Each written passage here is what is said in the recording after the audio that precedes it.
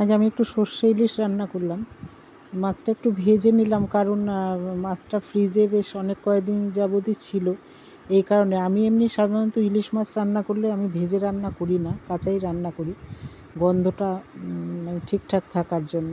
কিন্তু যেহেতু দেখলাম মাছটা বেশ কয়েকদিন রয়ে গেছে ফ্রিজে, এই কারণে ফ্রিজ থেকে বার করে একটু জল দিয়ে, বরফ হয়েছিল, তারপরে সামান্য লবণ হলুদ মেখে একটু ভেজে নিলাম, কারণ খুব ভাজিনি, সামান্য একটু নেড়ে চেড়ে নিলাম। মাছটার বেশ ডিমও ছিল, অনেক বড় মাছ। যাই হোক, হালকা করেই ভেজে নিলাম। আর আমি সর্ষের তেলেই রান্নাটা করলাম। ইলিশ মাছ সর্ষের তেলে করলেই কিন্তু ভালো হয়। তার সামান্য তেল দিয়ে অল্প অল্প করে একটু এপিট এপিট করে ভেজে নিলাম। আর আমি একটু মিক্সিং জারে একটু সাদা সর্ষে আর একটু কালো সর্ষে আর কতগুলো কাঁচা লঙ্কা একটু পেস্ট করে নিলাম। আর তার ভিতরে সামান্য হলুদ আর সামান্য লবণ দিলাম, নাহলে একটু তেতো হয়ে যায় সর্ষেটা আমার হাতে। তাই একটু সামান্য লবণও দিয়ে দিলাম আর সামান্য হলুদ দিয়ে একটা মিহি পেস্ট করে নিলাম। তো মাছটা ভাজা হয়ে গেলে আমি সেই কড়াইতে সর্ষের তেলের ভেতরেই সামান্য ফোড়নে দিলাম একটু কালো জিরে ফোড়ন দিয়ে, তা ফোড়নটা একটু নেড়ে নিলাম, একটু সামান্য গন্ধ বেরোলেই কালো জিরের। তারপরে আমি মিক্সিং জারের যে পেস্টটা করেছিলাম সেটা তার ভিতরে ঢেলে দিলাম। ঢেলে একটু নেড়ে চেড়ে কষিয়ে নিলাম, খুব বেশি কষাইনি। কষানোর পরে মিক্সিং ধোয়া জলটাই তার ভিতরে দিয়ে দিলাম। সামান্যই জল দিলাম, খুব একটা দেব না।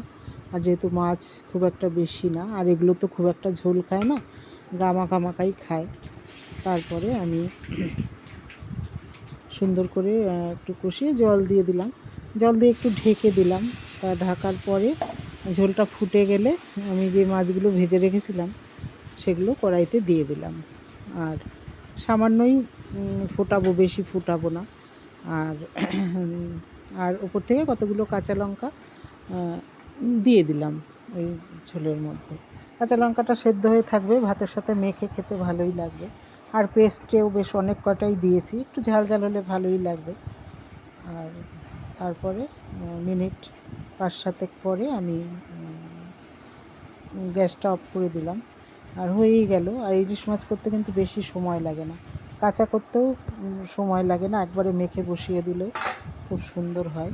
তারপরে দেখো আমার ইলিশ মাছের সর্ষে ইলিশ আর কি, সেটা হয়ে গেল। আর তোমাদের কেমন লাগলো, তোমরা কিভাবে করো সেটাও বলো। আমি এভাবেই করলাম, অন্যভাবেও করি, কাঁচা মাছ মেখে বসিয়ে দিই। আর তারপরে হয়ে যাওয়ার পরে আমি উপর থেকে আবার একটু কাঁচা সর্ষের তেল উপর থেকে ছড়িয়ে দিলাম। দেখো, দেখতে খুব সুন্দর হয়েছে, খেতেও খুব সুন্দরই হবে আশা করছি। আর তোমরা কিভাবে করো অবশ্যই জানিও। আর ভালো লাগলে লাইক কমেন্ট শেয়ার করো। আপাতত আসছি, টাটা। পরে আবার অন্য কোনো ভিডিও নিয়ে আসবো।